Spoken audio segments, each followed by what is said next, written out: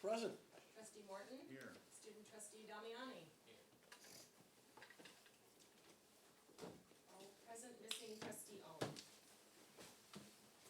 Okay, we have nothing to disclose from the closed session. And we can move on to approval of agenda.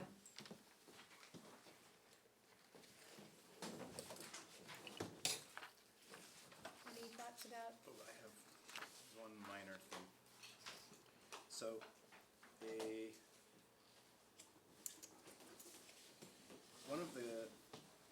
one of the policies is not necessary to have on here. So I guess we can deal with that then, or maybe we should pull it now. Let's pull it. I think it was the drug and alcohol testing for school bus drivers. That one was, there's no change from the old one to the new one, so if you don't mind, we can pull that one. Yes. 8.9.5. Yeah, Mhm. yeah. Okay, so a motion as amended. I move we approve the agenda as amended. I'll second it. Favor? Okay, all in favor? Aye. Okay, on to consent agenda. I move that we adopt the consent agenda. Anyone want a second? I'll second that. Okay. Okay, and all in favor? Aye. Aye. We're up to reports.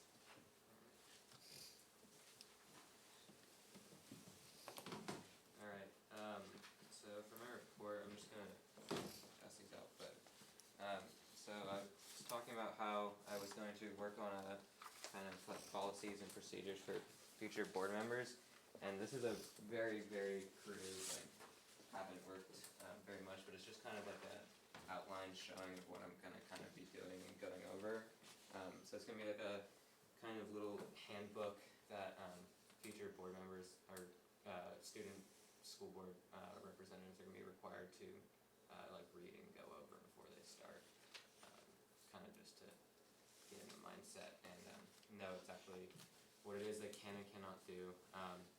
So I'm going to be looking over all the exact policies and everything and just kind of giving them a general like procedure of what it is they should be doing. So yeah, not very much work on it right now, but just wanted to kind of show what it is that I'm working on. It's always difficult creating something from the ground up. Yeah. I think it's great you're doing this. So yeah, I'll be working on that in the next couple of months, and hopefully it'll be like an official thing that I can get for the students at the school. You already have all your college applications finished then? Getting there actually, but yeah. So got that, and then for my report from the school. So yeah, basically it's the beginning of the year. We're getting right back into everything.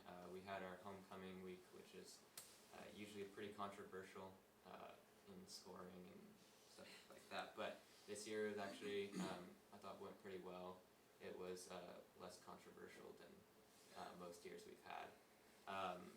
So that was pretty good, and it felt like this year it was a pretty good emphasis on like just getting together with the school and not so much like, oh, you guys are cheating or some crazy stuff like that. It was, I just thought it was a pretty good bonding experience with everyone from the school.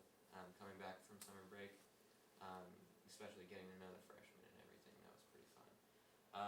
And then as for school things, so there's 2 new teachers up at the high school.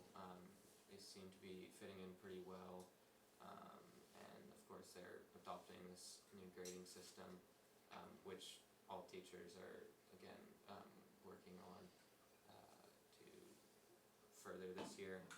And other strategies teachers I've seen using, basically every single teacher has adopted Google Classroom, which is, I think, in a lot of students' opinions, like a very easy way to organize your class and have something that students can just be constantly checking and know their expectations. So throughout the school, that seems to be something that almost every single teacher has adopted this year and implemented in their class, even the stubborn ones from the past. But and then we have sports. We have the soccer team beat Fort Bragg for the first time in 15 years, I think. So some Mendocino pride right there. And volleyball season is going great, and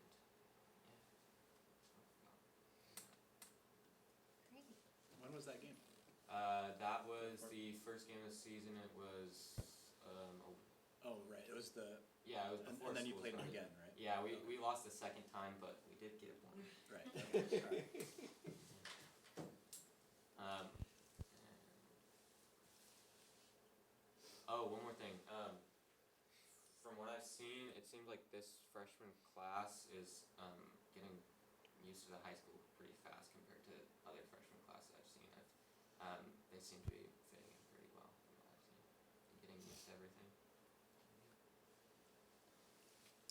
Thank you. I was gonna ask is there much talk with all the, may or may not happen to the high school campus? Oh yeah. So there's been different meetings held that a bunch of people can go to, and I know that quite a lot of students have been attending those. And yeah, a lot. There's been talk and pretty good discussions, and just I think those meetings are pretty valuable, and I think students are generally pretty interested. I mean, one of the things that I would think would impact students, and I guess it would depend on what grade you are, but certainly if you're a freshman, you're gonna be worried how much disruption is there going to be, Yeah. you know. There's talk about that, how like certain classes could be in the portables for a really long time or something. But yeah. Thanks.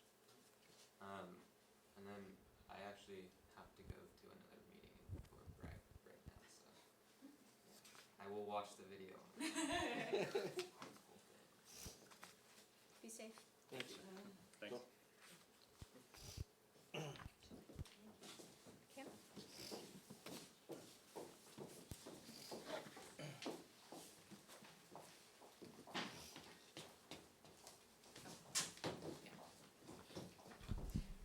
Thank you. All right, so I would say that the K-8 school is settling in. I think students and staff are enjoying a really smooth start to the school year. There seems to be a little bit more of a settled feel on campus this year than there was last year. And again, I think that students and staff are enjoying that. The sixth grade program has been a positive thing. This year we separated out the sixth graders from the seventh and eighth grade elective wheel and lunchtime, and that has proven to be very helpful and beneficial to both the seventh and eighth grade students and the sixth grade students. For the lunch period and recess times, it just seems to be a better developmental fit for them, and so we're continuing to monitor it, but I think it's going pretty well. And then for the electives for the seventh and eighth grade students, I think the students and, again, the teachers enjoy that it's a little bit of a narrower developmental range within their classes, so that seems to be going well. Staff members are working really hard. We have our first reporting period coming up next week, and as Remy mentioned, we're working towards standards-based grades as well. And this reporting period will be our first reporting period where we do both academics and behavior grades as standards-based. So we're expecting a few bumps along the road. We met a little bit yesterday to talk about those, and we have a person from Aries coming next week or the following week to kind of help us through any of the kinks. So we're looking forward to getting that underway. And then finally, what I have is that you guys have been interested in learning what we do about climate change in school, and also consistently in the writing assessment over the course of a number of years. So those two things converged for us at the beginning of this year. Our first writing assessment was around climate change, and students were read a book about a woman in Africa who addressed the plastic bag dilemma in her village and what she did with that, and then listened to a podcast on NPR and wrote an informative essay. So that was the writing assessment. So I have samples for you guys here and there, ranging from kindergarten to eighth grade. And that's it for me. I wanted to compliment both the K-8 school and the high school on the single site plans that, we adopted today. But, we are really putting some meaningful tasks before ourselves, and we're creating data points to analyze whether we're being able to do that. Thank you.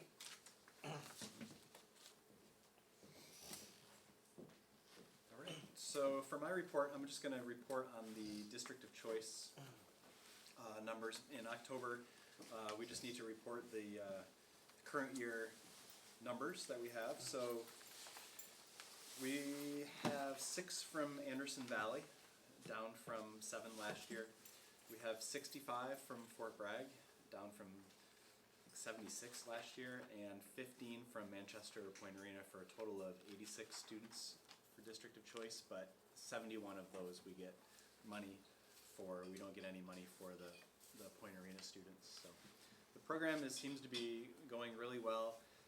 I think parents are starting to get used to the January 1st deadline, and Fort Bragg Unified has been wonderful to work with as far as working together on the new MOU that we agreed upon last year, but also for them being a little flexible for some of our students who move during the school year and who have been attending Mendocino Unified schools for years. They will sign off on those because they know that it's not a good idea to displace students in the middle of the school year or that late in their school career. So my hat's off to Becky Walker and Fort Bragg Unified for really working well with us as far as that goes. So the rest of my time, I'd just like to introduce Lacey Koo, our preschool site supervisor. She's going to be here to talk a little bit about what's happening at Greenwood Preschool. Hello. Yeah, it doesn't amplify your voice, but it's for the people watching at home. Okay. The thousands of people watching at home. My name's Lacey Koo, and this is my 4th year at Greenwood, my 2nd year as site supervisor. And a little bit about it, it's definitely increasing enrollment. This year we have 14 enrolled students. 5 of them are state preschool. If state preschool wasn't over-enrolled right now, we would probably have a couple more enrolled in state preschool, and probably a couple more students because of that. It's pretty balanced. We have 4 2-year-olds, 4 3-year-olds, and 5 of them are 4-year-olds that will be going on to kindergarten. The majority of them come from Albion and Elk, but all the way from Mendocino to Point Arena. These 5 4-year-olds, 4 of them will be in the Mendocino kindergarten, or possibly the Albion kindergarten, and only one of them will be at the Point Arena or maybe Manchester. But they're really energetic, really, loving it and having a fun time. We're just talking about like our daily routine, and I think I heard Kim mention something about changing their schedule up a little bit to help with kids who are, you said something about changing something in your class to help with their development. Well, we've changed our schedule too, where we used to be inside in the morning and have a group time or snack time, and then go outside for the last hour of the day. And now we're going outside early, and we're getting about an hour and a half, almost 2 hours outside, where they're running and jumping, and then we come in and still we're trying to all right, let's walk, do something calm. Like I said, they're very energetic, but that's really helping. I don't foresee that it'll last with the time change and the weather. We'll probably be back to the other schedule, but so far we're really digging our new stage structure, and the yard's looking pretty good, and we're having fun out there. So do you guys have any questions? Be a little more specific about, have we reached a cap on our state preschool slots? So the state recently changed the income guidelines to include higher income bracket, and also age guidelines. So you need to be 3 by December 1st to qualify for state preschool, rather than previously it was September 1st or sometimes the first day of school. That's increased our enrollment statewide, and it's broken down into, they're giving out so many spots per county, and our county is over enrolled, but most counties in the state are. Our particular site had 5 slots because that's how many we filled up last year and the year before, so that's how many we had available. All the sites in the county are at their maximum, if not over enrolled. So that's why we're limited. But they redo that every year. They check and try to, for funding increases, then they can increase the slots. So we're hoping that we'll be getting a couple more spaces for next year so we could enroll more kids into the state preschool program. Thank you. Is there another limit with kids per teacher? Right. So it's 8 to 1. And when you have a 2-year-old, it becomes like 6 to 1 because one of them is 2. And we have a license limit of 15 children at one time. So we can enroll more than that, but here at one time we can only have 15. And what's the average daily? Our average daily is about 10. We have 12 on Wednesday and like 9 on Fridays. So it's averaging about 10. I'll just say a little more of that. Lacey and Mark, our preschool teacher, he's a teacher now, right? Now he's a teacher. Yeah, okay. Just a fantastic team. They work so well together. Mark is, too bad he wasn't here because he'd be talking our ear off too. He just has so much to say, and I love working, or I love meeting with him and Lacey. And maintenance-wise, for the school this past summer, Otto might talk about it when he goes up here next, but we did put in a permanent shade structure on the playground, and we painted the interior of the school. So, we're chipping away at projects, and it looks good in there. So thank you very much.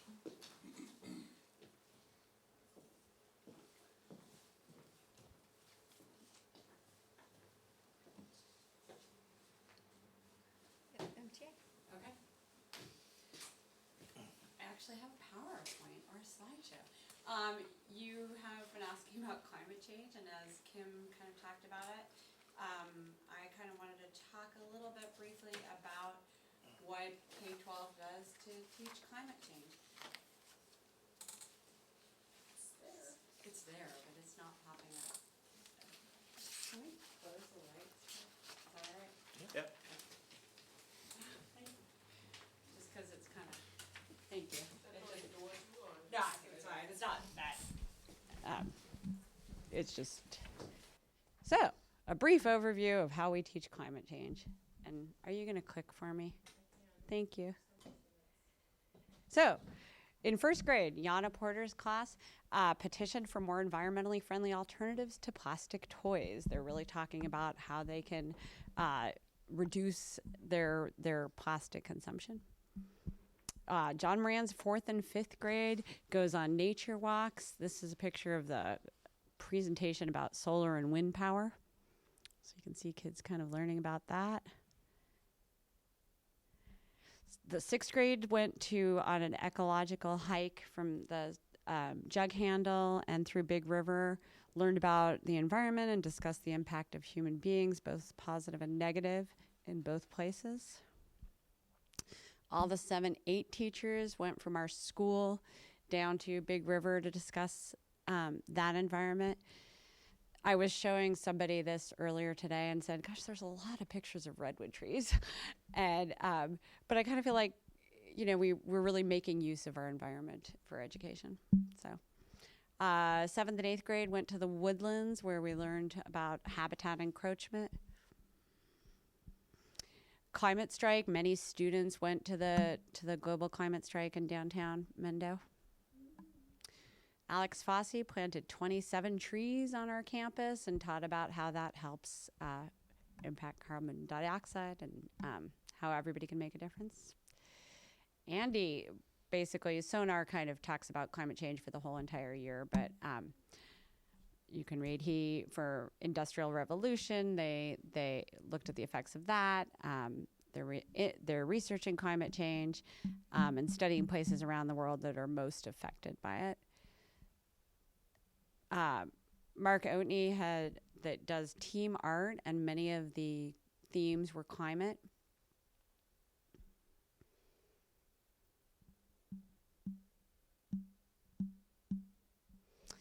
Derek and Andy at U.S. History and Civics did a simulation about the Green New Deal, and students took on all the roles of various lobbyists and scientists and representatives.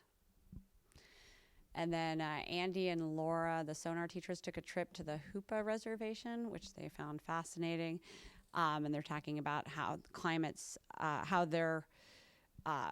how people there are working. As Kim mentioned, that's the book that we read for the writing assessment. Emily Inwood, Doug Nunn has talked to the high school, the comm school many times, and she has a group that work with Sarah Grimes of the Noyo Center collecting data down at Portuguese Beach. And Andy and Laura would like to invite you to the Ocean Symposium on October 26th, 10 to 4. And that is how we teach climate change. And one way we teach climate change. But I also wanted to thank Tobin and Kim, because without their support, we wouldn't be able to do these engaging and enriching programs with all of our students. Thank you.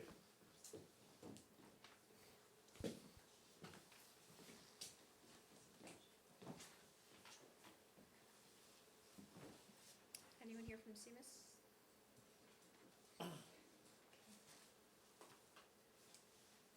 So I don't. So we have a while before 6 o'clock. So we're on 8 point. Should we have board reports today? Okay. Board reports. Board reports. Continuing on the theme. I went to the teach-in at the community school the day of the climate strike. There weren't too many students in attendance at that. They'd been at a different event the day before, and everybody was busy making signs out in the main area for the demonstration downtown. Went to the demonstration and with my wife, and 3 seniors ran up to her who had her in kindergarten, and they were all excited because they get to vote on March 3rd, and that was really heartening to have kids be they were palpably excited that they get to vote, and that felt really good, and so that's my report for today. Anyways. I don't have anything. I've had a number of people contact me about the bond that we're looking at, and so I just wanted to recognize that. They have concerns over the size of it, but they also do want to do what's necessary for the student and the students in the community. So I'm looking forward to next week at our workshop to learning more, so I can give more information out. I was going to, based on that, I was just going to share that we do have a study day regarding the facility. Those are open to the public. So if you're interested, it's on Wednesday, and it's starting at 9:30. And the architect will be on hand that day, so it might be an interesting thing for people to come and listen to what's going on. Where is it? Pardon? Where is it? It's at the community center in Mendocino. The meeting starts at 9 o'clock. You're welcome to come at 9, but the part about the school starts at 9:30. Okay. 8.1. All right, Otto's up.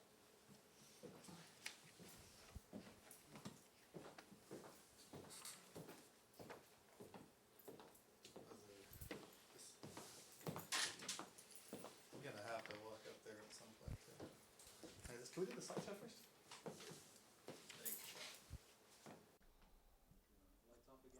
Sure.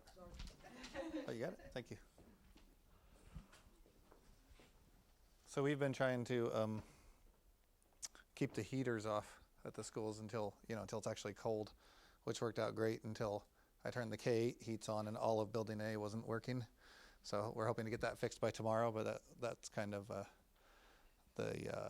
we saved some fuel, but then when it was cold, we hadn't tested it out, and we didn't test it out thoroughly enough early to find out there was a problem. But we have been trying to be mindful of when we run our heat, and we're always balancing between sometimes you turn those boilers off, and sometimes they don't like to come back on and work the way they were before you turned them off. So sometimes some of these shorter breaks we just let them run through, but the newer ones we're more comfortable turning them off. So anyway, just on the theme of environmental consciousness. So okay, that's my picture of Greenwood School. Here we are at Greenwood School. Before I get started, I just always want to say thanks to my maintenance crew, groundskeepers, and custodians. And they're never all together at the same time, so I wasn't able to get a picture of them, so I just got a screenshot off the internet of some goofy people running around. But putting things in calendars, making work orders, all the stuff I do, none of it would ever happen without the crew that I have, and they're awesome. And we've had a lot of absences this year, so they've been really picking up the slack, and we've had some good substitutes coming in, so I always want to give a big thanks out to those guys for their help and their good work. And there's a picture of us in the gymnasium. This year we're resurfacing the floor. We got trained up on that. We've been doing a pretty old technique for a while, and the product we have now has reduced the amount of time that the gym needs to be closed, so it's only closed for 5 days. I think it was up to almost a month before. So that takes about 2 days to do. So today, the plan today is I'm going to share with you guys the projects that I've completed since the last time we spoke.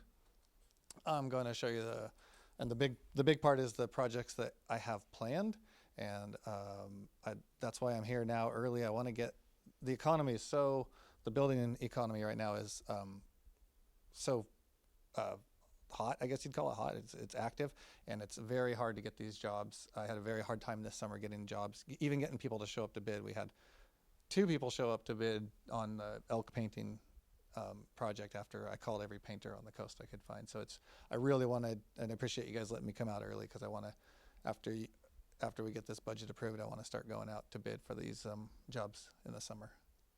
Plan on next summer. And then after that, I'll talk about so planned projects is something we're hoping to do this summer in the near future, and then upcoming projects is stuff out on the horizon. All right, so completed projects.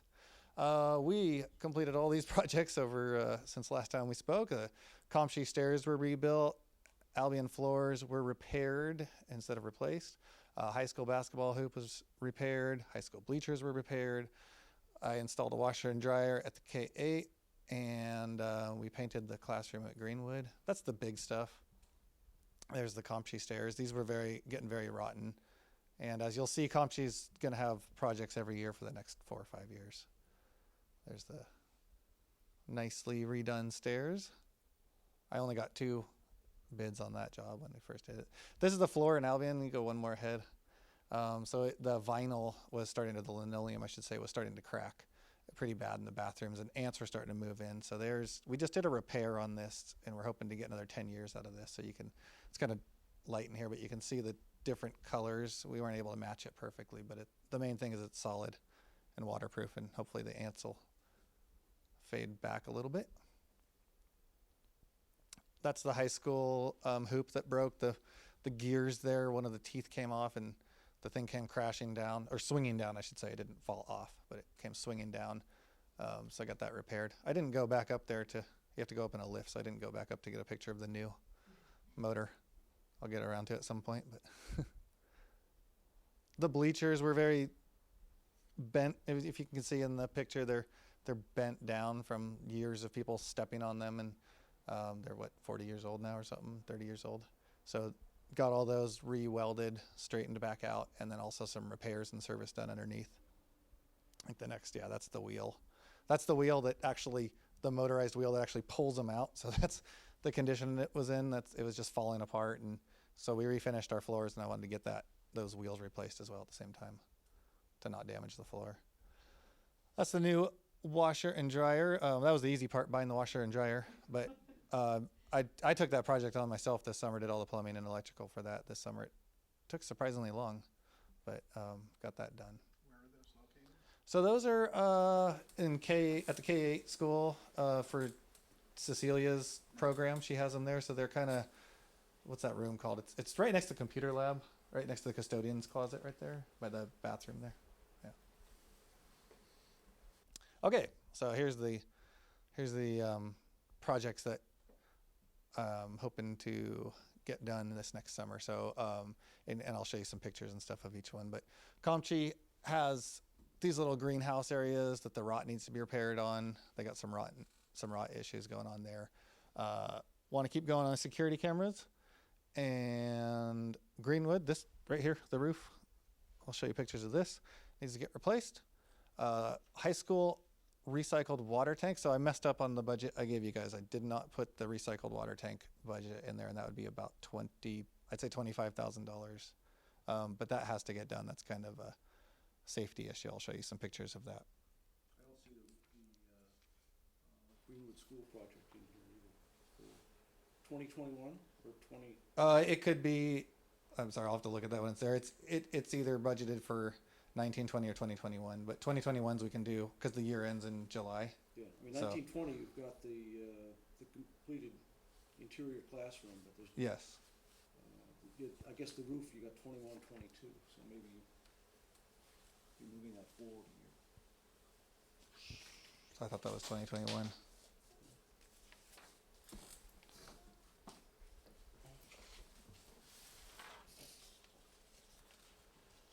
That's it. Huh. Okay. Well, I'll take a look at that when I look at the slide here. About how many cameras are we gonna have? I don't know yet. I went over the map with Tobin at the high school, and I think we have another probably 10 more to go there about. We got to do the upper high school. We've done some the lower areas like the ROP area and MCN and the PAC area, but he wants a bunch up top. Are those Wi-Fi or wire? Wire, yeah, we do wire. Yeah, I'm gonna actually do a training. Actually, I was supposed to have done it already, but I'm waiting for the training to be updated. They're gonna update the training. It's just on security systems, specifically like camera monitoring and that kind of stuff, so that hopefully I can do most of the work myself and in-house, save some money that way. But, yeah. They're on a recording system that lasts for how long? So it depends on how much. Well, it depends on two things: how many cameras you have hooked up to it, and how high you want your resolution to be. So that if you have a higher resolution and you're maxed out on your cameras, then it's going to be maybe a couple weeks. Mm-hmm. I think right now, I think it goes back a month or so. Do you remember, Aaron, from when you were at the high school? How far it goes back? Like a month, right? It's Yeah. probably about 30 days. Yeah, somewhere in there. Yeah.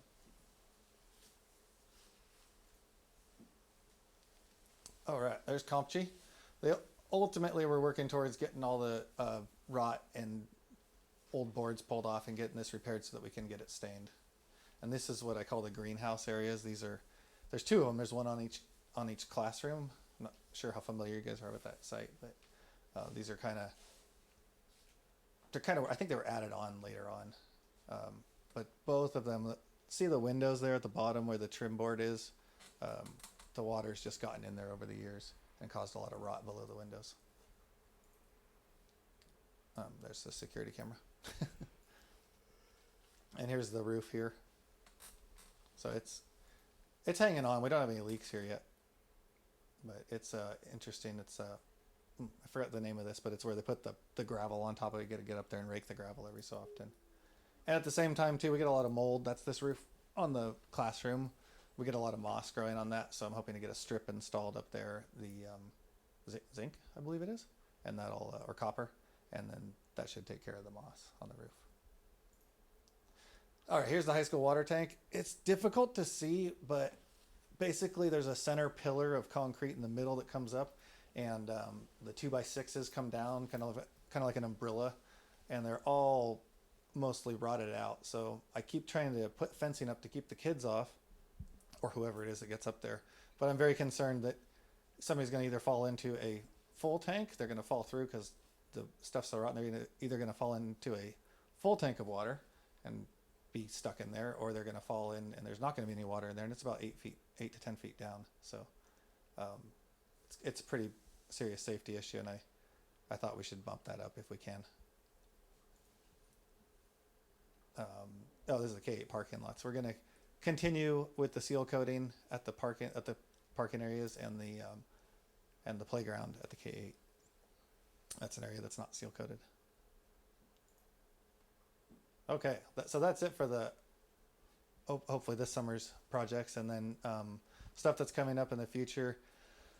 The Madison Center paint, I just keep putting this in here. I know we're trying to get a bond. I keep putting that in here because it's becoming very apparent that building needs paint. I mean, you walk up, I'll have a picture later on, I'll show you guys, but it really needs to get painted soon. So if that bond doesn't pass, or if there's an issue with that, or if it's going to take too long, we're going to have to paint that building in order to protect it, to keep it protected, or both the buildings, the band room as well. District office siding, bus barn repairs, maintenance trucks, hoping to get those. Need photo. That's a note to myself. I don't have a photo of it apparently. So the most recent maintenance truck was a gift of a used truck from PG&E, wasn't it? Yeah, I was gonna get a picture of it. That's too bad because they're pretty spectacular. The one is like just kind of looks like rust on the roof. And we do keep them indoors, but district office siding, it just needs to be gone through, probably replaced, maybe repaired, but probably replaced. We did do the roof recently. Bus barn is, as you can see, that's the bottom of an I-beam. That's the support beam that, holds the place up. It's not heavy, but still, it's got a hole in it. So they're not supposed to have holes in them. That's the outside of the Performing Arts Center. So you can see the missing paint. That's the bus barn roof, rusted and dented. So that's it for the slideshow, and then we can look at the budget actual numbers if you guys wanted to go through that. So I'm going to walk over here now. All right, so hopefully this makes sense for you guys. The beginning balance is where we start, what we start out at the beginning of each year after we get the $75,000 budgeted amount for the year added to whatever's left over from last year. And this is how much we anticipate spending in deferred maintenance each year. And that's what we would have left in the budget at the end of the year before we get the next $75,000. This shows you what we are anticipating spending at each site. And so we're looking right here at the rest of 1920 and 2021. And let me just check on that elk right there. Yeah, so that is in 21, 22. So I would say then we're going to have to leave the roof here. We'd leave that till the summer after next, and then do that. The high school tank, I think, is important to get that done. So want to go down one? And this just shows the history of all the projects we've done. So you can see the high school is just the massive project center for most of the deferred maintenance projects.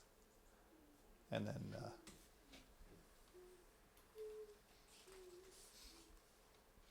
K-8, we have the seal coating and the cameras, I believe. So if the bond passes, how much does the high school budget change? So can we go back up to the high school? The only thing I think I've left on at the high school are security cameras. A few things. There's this. I just want to put some lighting, or I want to move the alarm panel in the PAC when you walk in to the Performing Arts Center. You have to walk across the dark hallway to get the alarm turned off, and I'm worried somebody's gonna trip and fall. And then I have the painting still budgeted out. Is that it? I'm sorry, it's hard for me to see. Yeah, that's the painting budgeted out for I think the year after. You can see all those Next. empty spaces, Right. and the assumption is Go down just a hair more, please. that Yeah. the bond is gonna cover Yeah. the majority or almost all the maintenance projects at the high school.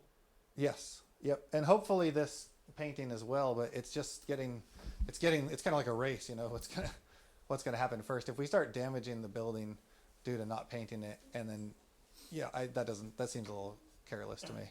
So if it gets to the point where, and I've been consulting with Dave Latouf, I usually hire him to help me kind of assess the need for painting a building or staining a building. And he last year said, okay, go ahead and let it go one more year, and then we'll reevaluate. So we're going to reevaluate it this spring, see how it looks. I had it on the budget for this summer, and we postponed it last minute as well.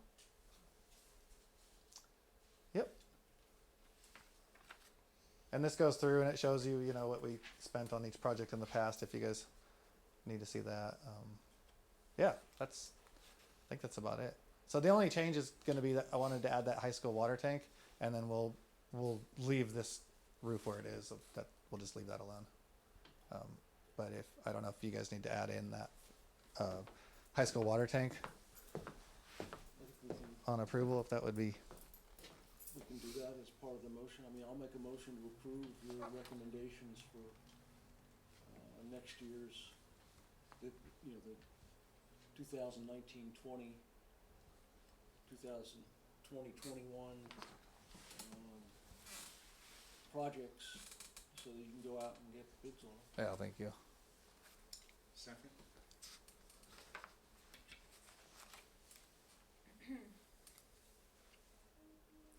So we're going to leave out the 21, 22, did you include, it sounds like there was one year, the one farther out as just tentative. We're not going to vote on that? I think two years out is probably a little farther than we can see what, Well, you know. as a projected, okay, so we're not going to, Otto might wanna We're come not back gonna- and revise that list. I always revise that list every single time. In 6 months, it'll be revised again. Right. okay, well, it's flagging some projects. All right, so we're gonna leave that year out, is what everyone agrees to? Okay, so all in favor? Aye. Oh, thank you. Do you guys have any questions about any of it, or? I was gonna ask Follow two me. questions that aren't related to this, but Okay.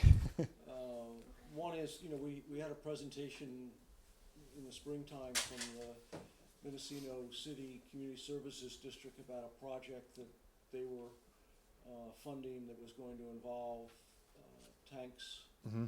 at the high school site. And my understanding is that when their bids came in so much higher than their grant was, that was part of the project that was dropped. Is that? Yes. Yeah, they just awarded that contract, or they voted on it yesterday, the board. I'm on the board there. They just voted on that yesterday and approved a contract without that portion of it. So none of the recycled water aspects, I believe, are on there anymore. Right. Oh, really? Yeah, it's unfortunate. But It was just a funding issue, or? yeah, the bids came, well, they only got one bid and it was way too high to be able to cover that, or to be able to do those parts of it, of the project, so. So the project that the district was pursuing for recycled water would have duplicated that anyway. That's still, yeah, that's not necessarily. Okay. We were hoping to kind of meet them halfway, and kind of bring our pipes down there and run the water up the hill. Yeah, we'll have to see how that goes. See what comes from that one. Yeah. We're still kind of waiting to hear. I haven't heard anything about that in a long time. They're trying to get the other one finished first before they go on to the recycled water, Yeah, I think that's probably right. replacing the tanks. Yeah. Well, thanks. Thank you.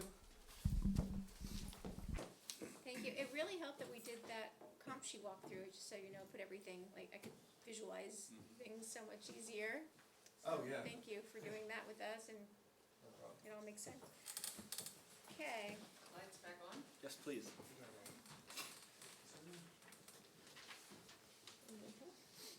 Okay.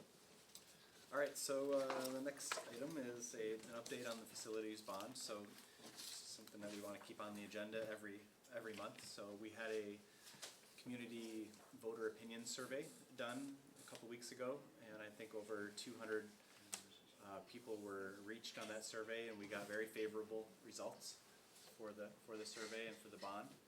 So that was exciting to see. As Jessica said, we have a board workshop next week to review the latest draft of the facilities master plan with the architect. And then also they will be presenting the cost estimates for the project. And nothing is firm, of course. The details of the project and the whole project will be tweaked as we go, depending on costs and needs. And we will have the bond project on the November board meeting as well, November 21st, and then we are set still for our special board meeting on December 3rd to adopt the resolution to get on the March 3rd, 2020 agenda. So, as we're moving along. I just want to ask, people here, did you get called? Did people get called? I know one person did not get called. Did people get called for the survey? Okay. I don't remember getting called. I mean, maybe Charlie did, I'm not sure. Okay. But I could, they could have missed you when you're not home. Right, we were trying to, I was just wondering if it was, if it reached the various areas. So I know it maybe didn't, okay, anything else? No. Okay. And that's just information, 8.3. All right, so 8.3, in October and April, the district or the classified bargaining union has the opportunity to reclassify positions. This is something that's been, in my opinion, long overdue after talking with Tobin and Aaron for quite a bit about this, and we had a reclassification committee meet, but I would like to propose reclassifying the registrar position at Mendocino High School from range 35 to 41. I just believe that the position of the registrar has changed over the last few years due to a lot of factors, administration of the District of Choice program, attendance accounting, CTE maintenance and reporting, CalPADS maintenance, the handling of disciplinary referrals, which has been huge. It's a huge help, I should say. And then managing all the listservs, which originally were not in the job description. So the reclassification committee met, they agreed it'll be a $4,000 impact to the budget per year. But I think it's something that's been long overdue, and I think I guess we in the union missed an opportunity to bump that position up 3 years ago when we did move some positions up. So I'd just like the board to consider that. So the 4,000 per position? It's one position, yeah. So. Well, there, Yeah, the other position is, that's one that we have to do. So according to state law, the minimum wage goes up to $13 an hour on January 1st, and we currently have a position that would start at $12.85, so we should move that up to range 25, which would put that over that requirement. And then, of course, we are working with the union to make sure that we are going to meet the state requirements of $15 an hour by 2022 this year. so are we going to eliminate any range currently that does not meet the minimum Yeah, so range requirement? 23 would be eliminated. Okay. But that one's kind of, we don't really we have to do that one. And so the one that I'm proposing is the reclassification is the one that I'm proposing. Okay, well, they're both on the, Right, so we'll vote yeah, for both now. that's true. Okay. That's true. Want to get a motion on, then we can have any discussion? I'll move that we reclassify the registrar position from range 35 to range 41, and the cook is now 23 23 to 25. 23 to 25. I'll second that. Any discussion? No? Okay. All in favor? Aye? Aye. Aye. And 8.4. All right, so this time of year, we open up the reduced workload program for 2021. So for the next school year, we open up the opportunity for teachers to take advantage of that program. So I'd like to recommend that we do open up that program. We have at least one teacher that I know of that might want to take advantage of that opportunity, and it could be a win-win for both the district and the teachers. So I would like to open up that opportunity. They would have to get their application in to do that by February 1st. They want to do that. How many staff do we currently have on a reduced workload? Currently, we don't have any. You don't have any? I mean, some years we've had quite a few, so. Yeah. Okay, can we hear a motion? I move we open the reduced workload program for 2021. A second?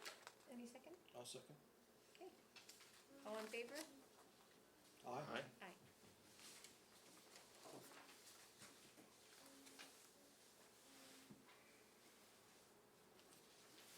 All right. So the next one is a presentation of the local indicators for the California School Dashboard.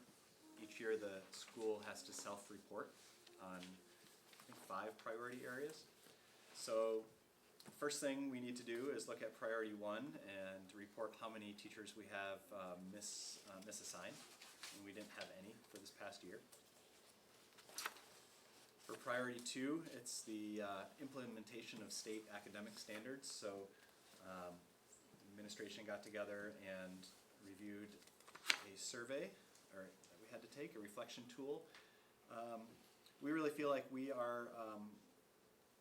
have fully implemented the state standards and with sustainability for English, math, science, and history, social science. I think we still need to do some work on our EL standards, our English language development standards, and with the addition of the LPAC test, which is a new test that we have to give students who are learning English as a second language, we need to make sure that we have the right standards and curriculum in place for those. So that's why we have those still as initial implementation. But otherwise, I think we've implemented the standards. We are providing training for staff. I think we're really doing a great job getting those standards in place.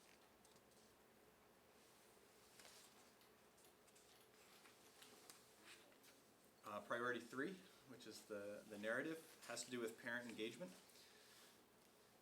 So I won't read this to you, but I will say that a big part of our parent engagement has been the addition of our social worker, and that position and that program seems to be getting bigger and bigger every year, with more outreach to families, particularly with the Family Resource Center at the K-8 school, but it's really open to all students in the whole district. Then I call out the volunteer training. Last year we trained over 120 parents on not just emergency and kind of school procedures, but we also talked to them about how to be positive advocates for their own children in the school. And then we have plenty of opportunities for parents to provide input through district committees, site councils, the WASC process, strategic planning, and the LCAP development. So I think we do provide that. And this was the first year that we also asked the parents for their input on the California Healthy Kids Survey, or last year was. I know that in the single site plans that we adopted earlier, the high school has a much more difficult time sustaining the momentum that the K-8 school has in terms of attendance at back to school night and parent conferences. We were under 50% as opposed to 95 and 100%. Yeah, well, they don't have set parent conferences at the high school, but the back-to-school night, yeah, it was, I think Tobin reported 40% or so. So I think I'll do something most of them. controversial, that'll help it out. What's that? I'll do something controversial, that'll Right, get it. right. I think, you know, it makes sense that most of the parents there were freshman parents. Parents of freshman students, so maybe there's a feeling that once the students are there for 2-3 years, they don't need to go, or they don't feel like the information is that new to them. I don't know. But I agree, I would like to see that number increased, so. How are we doing on flagging? We had miscounted the students at risk. For the homeless The students in homeless, particular, right. yeah. So how are we doing? I don't know exactly, you know. We have look at the 16 dashboard. right now, and Cecilia is our homeless liaison, and so she's doing a great job now. Now that's come to her attention, she's keeping We have good, a better system. great to- records, and yeah, now Okay. we're on it, and we have 16 identified. And 5 foster youth in the district. Okay. And then 2 more, the school climate. This has to do with the California Healthy Kids Survey. We did report on that in the spring, so I just kind of mentioned a few things here. Some of the things we're doing as well. This is the 3rd year of our increased mental health services, so we're hoping that having all those resources will result in kids feeling safer and feeling like they have, you know, strong school connectedness. Well, I know that in both single site plans, the principals set very tough goals in terms of reducing suspensions. And so, you know, it's obvious, and I think also reducing chronic absenteeism. You know, they were both called out as things that we can measure and work to improve. So I'm, as I said earlier in relation to Kim, but also with Tobin, you know, impressed that we're not skirting these issues where we're not perfect, and that, you know, we need to keep striving to be better. So. And then priority 7 is access to a broad course of study, and we are able to just report on our CTE, 2 points of CTE data here. 78% of our students last year at the high school enrolled in a CTE class compared to 69% the year before. And then 12 out of our 17 CTE classes qualify as meeting the A through G requirement, which is also up from 2017-18. So our CTE program our CTE pathways and programs are really doing well. They have a lot of support through not only Tobin, but Marshall, our CTE coordinator, and some grants that we've received. So we're able to beef up those programs. And we'll be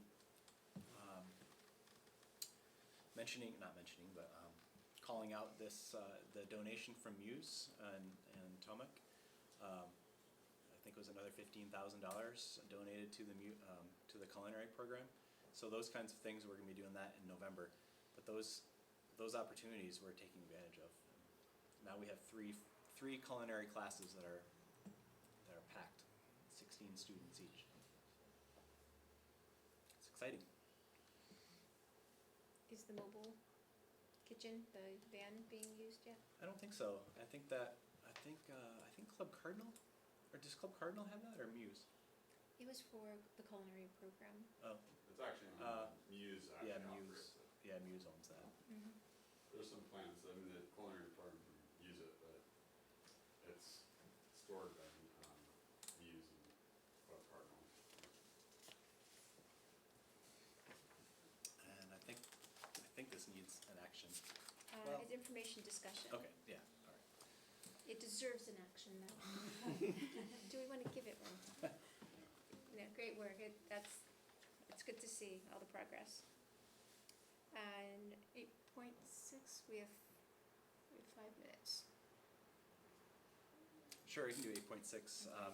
This is an annual authorization of some certificated teaching assignments. The 7th grade math teacher, 8th grade math teacher, they don't have the exact number of classes or the credential, or they don't have the exact credential, but they have enough classes to allow us to provide this limited assignment option.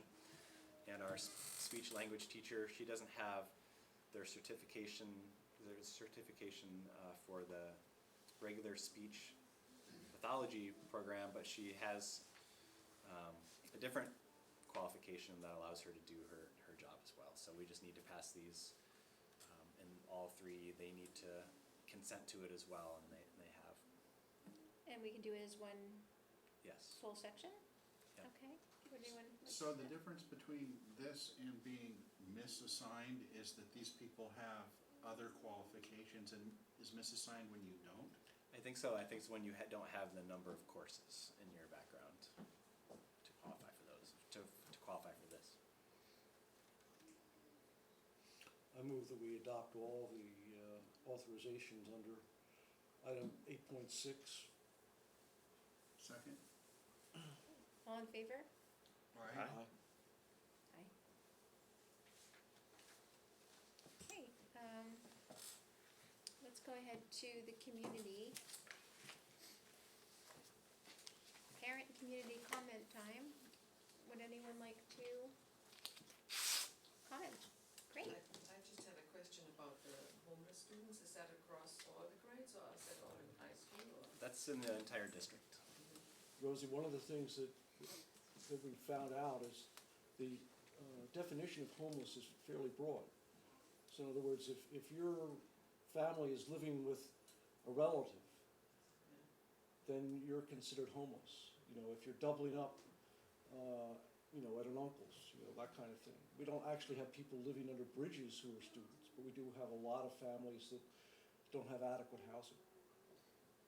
We had under, I mean, I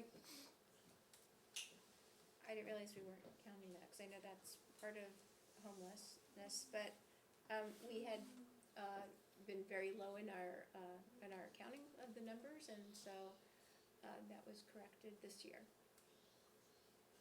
Then I had another comment about Okay. the bond. And just, and Michael, you were part of the last bond too, I think, and Charlie was on the board. But what really seemed to have a big positive influence was going to all the service clubs. Somebody, different people of the board took on different, the fire department and different groups and explained what the whole thing is about. And it really seemed to contribute to the success of the bond. Thank you. I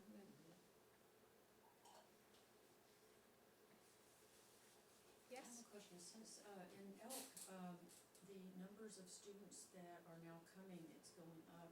Would these children have an opportunity to continue here in first grade through the third grade in some point in the future? I think it's a possibility if the numbers, if we can stay at a high number of students, it's a possibility. You know, it depends on where the students are from too, though. So I think the students from Albion will most likely attend the Albion school. The ones from Manchester, I think we have a couple out of district, so they would most likely stay in their home districts. So it really depends on really the students here in Elk. And could But it's a possibility. could there be a preschool in that room and another school in here, or legally? I mean, Sure, I mean, you probably could. I mean, I think this used to be, right? This used to be Yeah, the it used to elementary be. school, so I mean, could. It comes down to, a lot of it comes down to money, you know, if we can afford to have 2-3 more teachers on staff and food hopefully service. there'll be more kids being born. Yeah, I have a question kind of related to that. I really appreciate the improvements you've done for the school here. And, you know, you're gonna do the roof, you've done the painting, and a very nice shelter that's outside. And one thing we still need though is another bathroom, and that there's a storage closet between the playground and the classroom. And half that closet could be converted to a bathroom. And I think it would greatly improve the quality of the preschool experience for the teachers and the kids. And in the event that you ever did have first grade here, first and second grade, you probably would really need that room as a bathroom also. Is there any consideration being given to doing that sort of thing? Yeah, we've discussed it at length for 2-3 years now, because I know that when Diana was the teacher, she brought it to my attention, and Lacey has, and Julianne, and it just comes down to, a limited amount of money, and what do we have, we prioritize our needs, and right now the school is operating right now, but it's not a need. It would make it better, but we have hundreds of things around the district that would make our buildings better, our programs better. So it's definitely been discussed. It's not off the table, but it's not on the table right now as far as in the budget Yeah, yet. I understand completely. So if we did a feasibility study, I hope that would be okay if we did something like that, and we determine how much money would be needed, and we could raise the money, would there be any issue with putting the bathroom in? Probably not. I mean, I don't see why there would. We had an architect come out and look at the site, and he actually, and as a just a quick look at it with putting a new bathroom in at, I don't know if that location was looked at, but there was a different location in the I don't know what room you call it. It's right near the guinea pig. In that room, we looked at putting a bathroom there, right where that window is, kind of to the right of the guinea pig. And he thought that with all of the DSA requirements, it would be around $50,000-$60,000. So I don't know what it would cost to put one in at that site, but it involves a lot of work with the state architect, and you have to make sure it's ADA accessible, and then that opens up the whole building for ADA accessibility. So we might have to do other projects as well. Is that for sure would open up the whole building? That's what I have heard. I can't say that I've confirmed it, but where's Otto? Haven't you heard that? I think it depends on what they decide to do with your application when you turn it into DSA, is the last I heard. There's certain requirements that they can or can't make you update. I mean, the Elk community has been, they said that they would support this school, and they have. It's been great, to the volunteers, to the donations. If the Elk community wants to raise money for a bathroom and have it earmarked for a bathroom, we'd be more than happy to save that money in that fund, and we can work towards that. And I think that's very doable. Thank you. Very doable. I think there's also a potential for funding, the new budget that was just passed in June, has funds earmarked for preschool and TK Yeah. kinds of stuff. We could look into that. Yeah, look into how to access those funds. I mean, all these things are sort of interrelated, because as you said, if we were to have a kindergarten or K-1, 2 program, immediately you need to have a new bathroom there, because you couldn't combine the two. So, I think that we're all pleased that the program keeps growing, and we want to do everything we can to ensure its continued success. Thank you.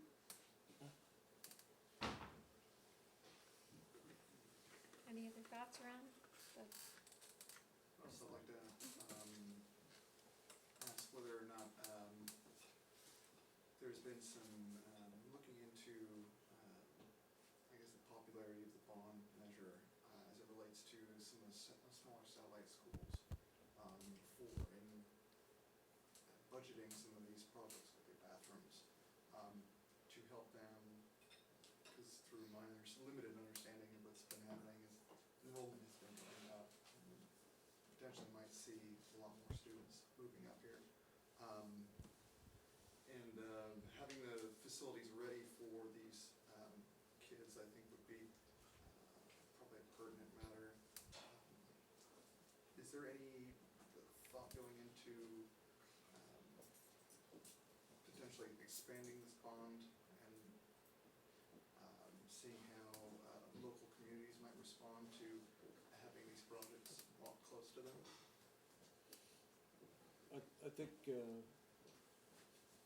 was considered at various points about whether we wanted to have a more omnibus bond that was going to cover needs in Albion and Comchee and Elk as well as the high school.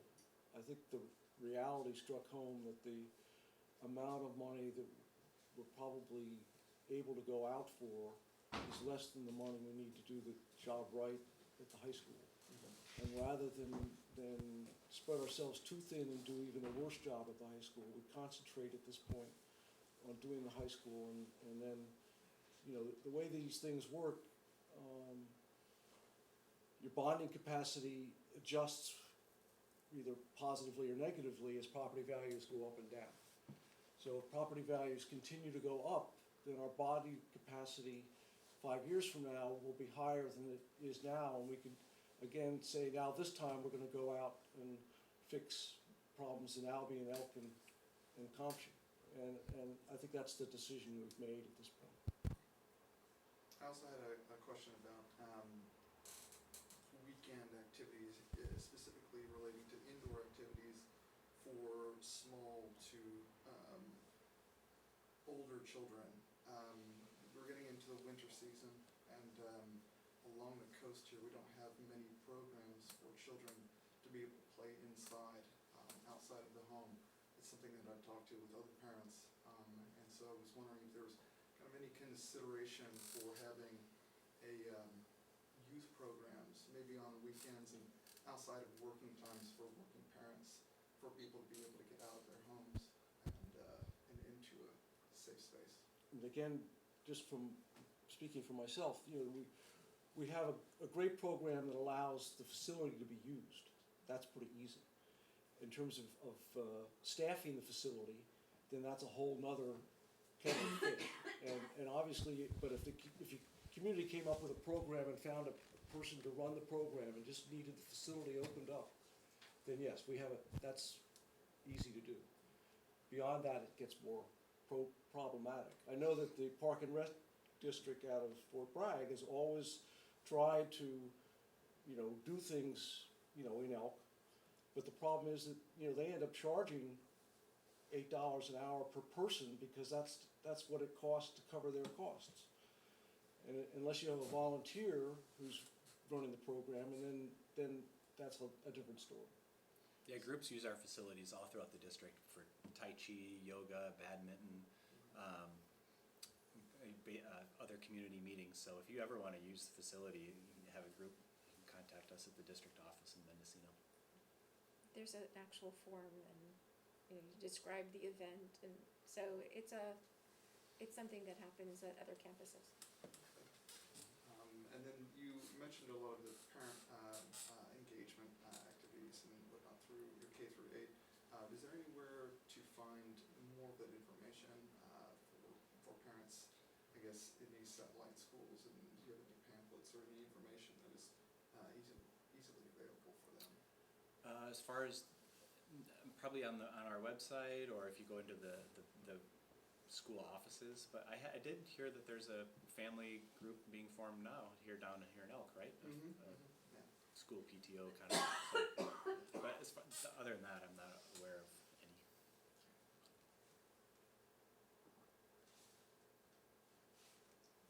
Okay, no one. Okay, yes. Hello. So I have been here for the entire Greenwood Preschool journey, and I really want to thank the board and Jason for having faith that this could work. Many of us remember where we started. We had frequent conversations about enrollment, and now the place is hopping. So just thank you for standing by us. This is a very important place for the community, and nice working. So thank you for that. I second that. It's nice to see the success. Thank you. Okay, so we're up to 8.7. All right, so this was tabled from the September meeting. We did get some clarification, and Jason, if I'm saying something wrong, jump in, but we did learn that I am not a board member of NCSIG, but I am a rep, so I am a district rep, so I do attend meetings, but I think that was the main question around that one. I noticed one clerical error in the resolution that we have to change before we adopt it, and that is in the second date, at the end of the certification, has to be changed from September Right. 12th to October 17th. Thank you. But I'll move that we adopt Resolution 2019-12 with that change. I'll second that. All in favor? Aye. And 8.8?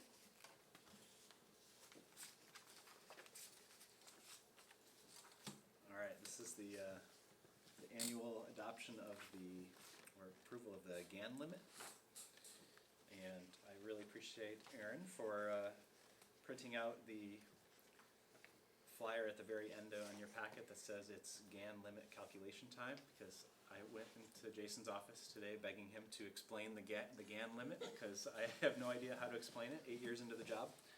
But this actually does a pretty good job of describing it. Apparently it limits our expenditures based on the inflation rate, that our expenditures can't grow too much higher than more than the inflation rate. But Michael, I also know that you have want to add anything else to this? Well, I think that however important it was when it was first adopted, the fact is if we were over the GAN limit, the state would give us a higher GAN limit, so we wouldn't be over it. So it's 1979, I guess. It isn't something that affects anybody's day-to-day life, and yet we generate paper by the bushel. Yes, we do. So it's an action item. I'll move that we adopt Resolution 2019-13. I'll second that. Okay, all in favor? Aye. Aye. Aye. So after a couple of months of no policies coming forward, we have 7. We took one off tonight. Really, the policies committee did not meet, and that was because we had so much to talk about, and I just thought that we would, we all couldn't be there in person, and so I just thought we would bring them forward as information only, and then we would make sure we meet in November just to review them. Really, the bulk of these, though, have to do with campus security and the possibility of installing video cameras on school buses. If we want to do that, we have to go through various policies for school bus drivers and bus conduct, and we need to provide signage and notice to parents that we have them on there. For our security cameras, we should probably add some signs on our various buildings that say, premises under surveillance. So many of the policies have to do with that. And we have discussed the idea of adding video cameras onto the buses, because our bus drivers are paying attention to the road, and our buses are so long, and when things happen on the bus, such as vandalism or drugs, it'd be good if we had cameras to find out exactly what happened. Well, I think even more to the point, we had an incident when our students were on a bus that we chartered from Fort Bragg Unified, and they do have buses, and it was Cameras. the cameras were very useful Right. in terms of clearing up what happened and who was involved. So we're ready to go forth with those cameras, but first we have to get our policies in place. Okay, so they're all information only, Yep. and then you'll meet in November sometime? Yeah. And then there's one for surplus materials. I think the auto brought that to our attention. And then for recognition of religious beliefs and customs, another question came up about that policy, and Aaron and I searched it, and we had this discussion back in October of 2014, and it was never brought forward after that. So I can't remember exactly what the conversation was or why it wasn't brought forward, but now we are bringing it forward for adoption. Okay, very good. I look forward to that. All right, any future agenda items?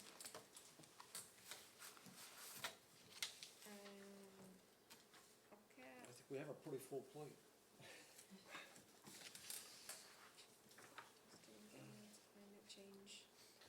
I guess- So we have how climate change is taught in the curriculum, ongoing policies. You want that to come forward again? It was Mark that, do you want that to come forward again? Yeah, I'd like to have, I mean, I really appreciate what we got today, but I'd like us to spend some more time on that. Okay, do you want it to be part of a board study session? Would we Possibly, devote I'm not some real sure. time to it?